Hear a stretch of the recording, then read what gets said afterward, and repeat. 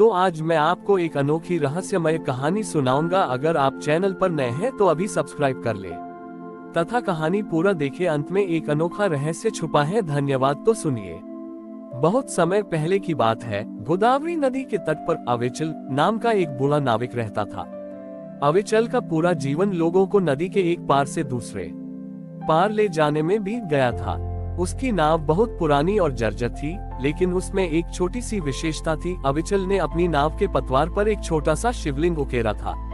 अविचल का मानना था कि वह नाव नहीं चलाता, बल्कि महादेव उसे और उसके यात्रियों को संसार रूपी सागर से पार लगाते हैं। जहां अन्य नाविक अधिक धन लेकर लोग को जल्दी पार कराते थे, वहीं अविचल केवल एक बेलपत्र या एक कंकड़ लेकर लोगों को पार करा देता था। वो कहता, महादेव को धन की नहीं, मन के बोझ को हल्का करने की चाह है। एक बार उस राज्य में एक भयंकर छाया भ्रम फैला। यह एक ऐसी माया थी जिसमें लोगों को दिन में भी अंधेरा दिखाई देता था और उन्हें नदी के उस पार का रास्ता नजर नहीं आता था। बड़े बड़े जहाजों के कैप्टन रास्ता भटक गए और उनकी नावें भांवर में फंसने लगी। पूरा व्यापार रुक गया और लोग एक तट पर ही कैद होकर रह गए। तभी एक रात एक छोटा सा बालक अविचल के पास आया। उस बालक के हाथ में एक बुझा हुआ दिया था। उसने कहा, बाबा, क्या तुम मुझे उस पार ले चलोगे? मेरा घर वहाँ है और मुझे डर लग रहा है। अविचल ने मुस्कुराहट के साथ कहा, चलो बेटा, महादेव की मर्जी होगी तो हम जरूर पहुँचेंगे। जैसे ही अविचल ने नाव पानी में उतारी, घोर अंधकार छा गया। लहरें इतनी ऊंची उठने लगी कि नाव किसी सूखे पत्ते की तरह हिलने लगी। अविचल को भी रास्ता दिखाई नहीं दे रहा था।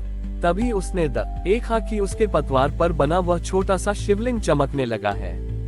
अविचल ने पतवार चलाना बंद नहीं किया, बल्कि उसने अपना ध्यान उस चमकते हुए शिवलिंग पर लगा दिया।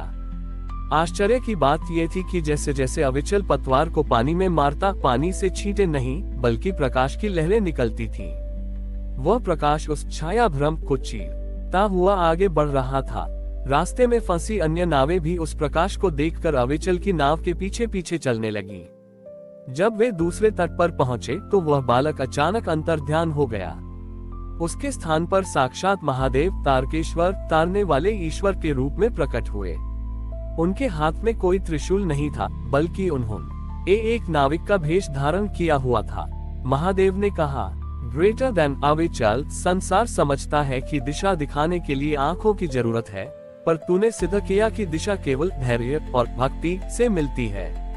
तूने केवल यात्रियों को नदी पार नहीं कराए, बल्कि तूने अपने विश्वास से मृत्यु के डर को भी पार कर दिया है।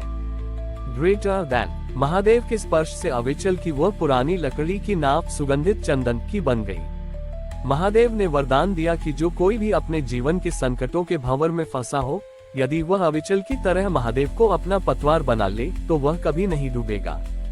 अविचल ने राजा का मंत्री बनना स्वीकार नहीं किया। उसने अपनी उसी चंदन की नाव को नदी में ही रहने दिया, ताकि वह बिना किसी नाविक के केवल पुकारने मात्र से ही भक्तों को पार करा सके।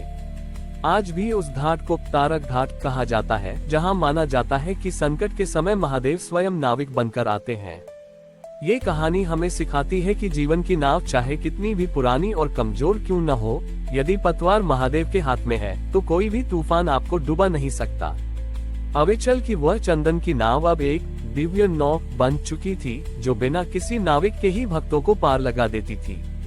लेकिन समय के साथ इस चमत्कार की खबर पाकर एक अहंकारी समुद्री डाकू जालिम सिंह वहां पहुंचा।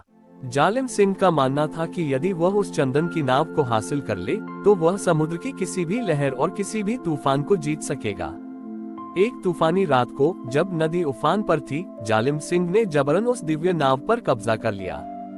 उसने सोचा कि यह नाव सोने से भी कीमती है। जैसे ही उसने नाव को बीच धार में पहुंचाया, चंदन की वह सुगंध अचानक भयंकर विषैली गंध में बदल गई। नाव जो अब तक फूलों की तरह हल्की थी, अचानक लोहे से भी भारी हो गई और डूबने लगी। जालिम सिंह घबरा गया। उसने देखा कि पतवार पर बना वह छोटा सा शिवलिंग अब अंगारे की तरह दहक रहा था। उसने चिल्लाकर कहा, ये कैसी जादुई नाव है, ये तो मुझे ही डुबा रही है। तभी नदी की लहरों के बीच से एक वृद्ध की आवाज गूंजी। वह अविचल की आत्मा थी। उसने कहा, जालिम, ये नाव केवल उन्हें पार लगाती है जो अपना अहंकार किनारे पर छोड़ आते हैं। तूने इसे लूट का माल समझा, इसलिए ये तेरे पापों का बोझ नहीं उठा पा रही है। जालिम सिंह ने अपनी तलवार उठानी चाही, लेकिन तभी नाव के भीतर से पानी की एक ऐसी धारा निकली जिसने साक्षात महादेव के कालभैरव रूप की आकृति ले ली। महादेव के उस भयावह लेकिन न्यायपूर्ण रूप को देखकर जालिम सिंह के प्राण सूख गए। महादेव ने गर्जना की, ग्रेटर देन जो तारा पार लगाने वाला को मारने वाला बनाना चाहता है, उसे यह नदी स्वयं निगल लेती है। ये नाव लकड़ी की नहीं बल्कि विश्वास की बनी है। ग्रेटर देन जालिम सिंह अपनी गलती समझ गया। उसने अपने हाथों में पकड़ी लूट की सारी संपत्ति नदी में फेंक दी और रोते हुए शिवलिंग को गले लगा लिया। जैसे ही उसने आत्मसमर्पण किया, वह भारी नाव फिर से चंदन की तरह हल्की हो गई और पानी के ऊपर तैरने लगी। चमत्कार यह हुआ कि वह खूंखार डाकू अब पूरी तरह बदल चुका था। उसने अपनी तलवार तोड़ दी और उसी नाव पर बैठकर जीवन भर लोगों को निस्वार्थ भाव से पार उतारने का संकल्प लिया। महादेव ने उसे वरदान दिया कि जो पापी सच्चे मन से पश्चाताप करेगा, ये नाव उसके जीवन के अंधेरे को भी काट देगी। आज भी उस नदी के बारे में एक लोककथा प्रचलित है कि जब भी कोई व्यक्ति अपने जीवन में गलत रास्ते पर भटक जाता है और महादेव को पुकारता है, तो उसे वही चंदन की महक वाली नाव दिखाई देती है। ये कहानी हमें सिखाती है कि महादेव की कृपा केवल निर्दोषों के लिए नहीं है, वे तो उस भटके हुए राही के लिए भी मार्ग खोल देते हैं जो अपनी गलतियों को स्वीकार कर उनके चरणों में झुक जाता है। हमारी और भी आध्यात्मिक एवं अनोखी कहानियां देखने के लिए हमारे चैनल पर जाएं तथा धार्मिक एवं पौराणिक अनोखी कहानियां हमारे चैनल पर है। कृपया जाके देखें तथा हमारे चैनल को सब्सक्राइब करके रखें और वीडियो लाइक जरूर करें। धन्यवाद।